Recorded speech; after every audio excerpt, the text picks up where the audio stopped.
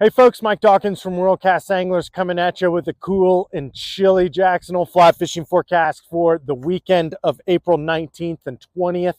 Easter Sunday coming up this weekend. If you woke up with some snow on the ground in the Jackson Hole and Teton Valley area like I did, the struggle is real. But don't despair. We've got some warmer temperatures coming up in our 10-day forecast.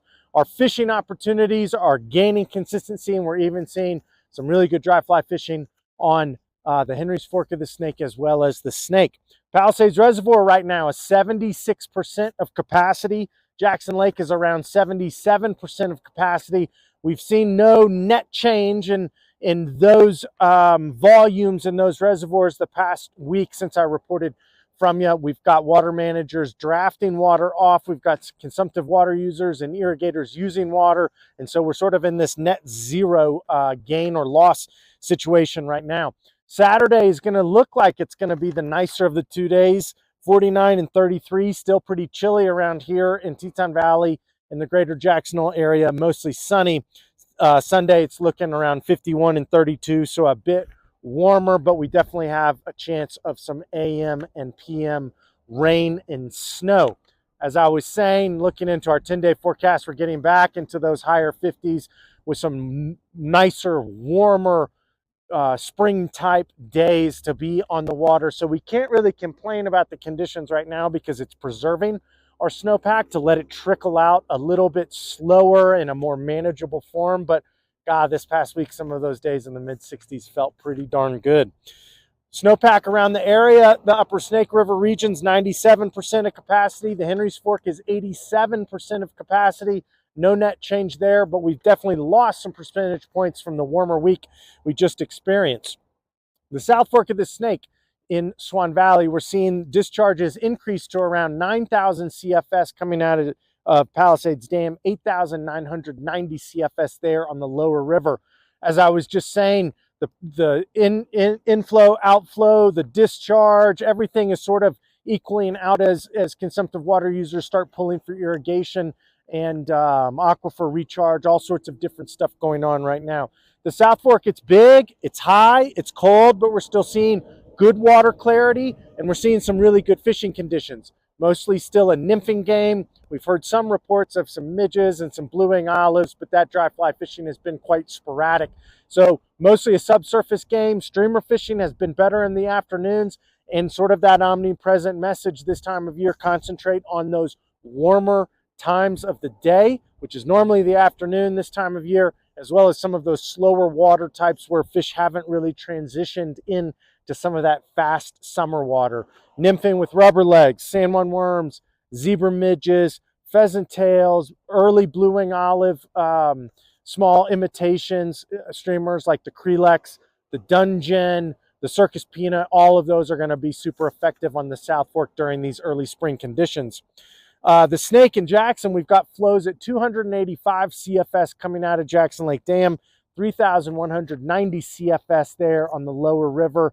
We haven't seen the Snake really blow out yet. We're seeing some turbidity come in and some decreased clarity from tributaries, but with the cold nights that we had last night as well as tonight, I would expect clarity to be at, almost, perfect, as snowpack definitely refroze, and anything that was trickling out definitely got cold and firmed up and refroze through the evening periods.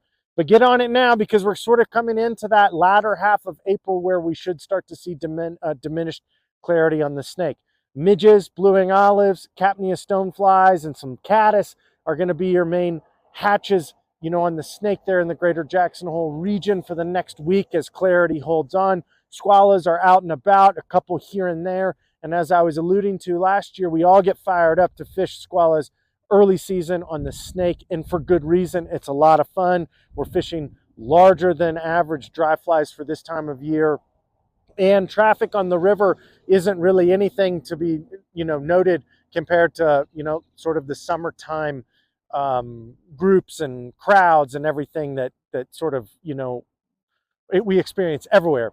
But the trick with the squallows is, you got to get them in those spots, in those slower water areas where those fish aren't exuding a lot of energy to consume energy. So those fast banks where you would fish your hopper or your golden stone in the stone or your golden stonefly in the summertime, look at the tail end of those. Look at recircs, look at eddies, look at tail outs. Those slower water types are going to be your friend, especially when you're fishing squallas during this early season. The Henry's Fork, we've got 680 CFS coming out of the Box Canyon Island Park Dam, 1,650 CFS there on the lower river around Ashton. Still some really good and really consistent dry fly fishing opportunities on the Henry's Fork right now. Mostly blue-wing olives and mostly Mother's Day caddis, as I reported last week, but we should start seeing some more March browns, you know, and other bugs around. But if it were me and I was looking for dry fly fishing and the most consistent dry fly fishing, I probably would be looking at the lower Henry's Fork or the Henry's Fork drainage here for the next couple weeks, especially when the snake starts to blow out, when we get some diminished water clarity coming in from tributaries. The Teton, 267 CFS up here in the valley, 701 CFS there on the lower river around St. Anthony. Similar to the snake, these cold nights and cold days have increased clarity, and the Teton's in great fishing shape right now. Usually we see, you know, off-color water conditions, especially with the first wave of our valley snowmelt coming off. But be ready with some caddis, some blue-wing olives, and some midges. I'd fish small buggers and small streamers in deeper water areas, or some dry dropper or light nymph rigs to target some of those holes, you know, with pheasant tails, prince nymphs, hare's ears, Duracells, you know, any of the Spanish quills or the bullet quills, any of that stuff in your San Juan worms can be really effective early season on the Teton. Fly shop is open Monday through Friday, 8 a.m. to 6 p.m. Saturdays, 9 a.m. to 5 p.m. and we're still closed on Sundays. So we hope everybody has a great Easter weekend out there on the water. Get that out there and enjoy it, bundled up, get some waders, pack some hot chocolate or some coffee or hot tea or whiskey or whatever suits your fancy to stay warm, and enjoy being outside with some family and friends and catching some fish. Thanks for tuning in and have a great weekend.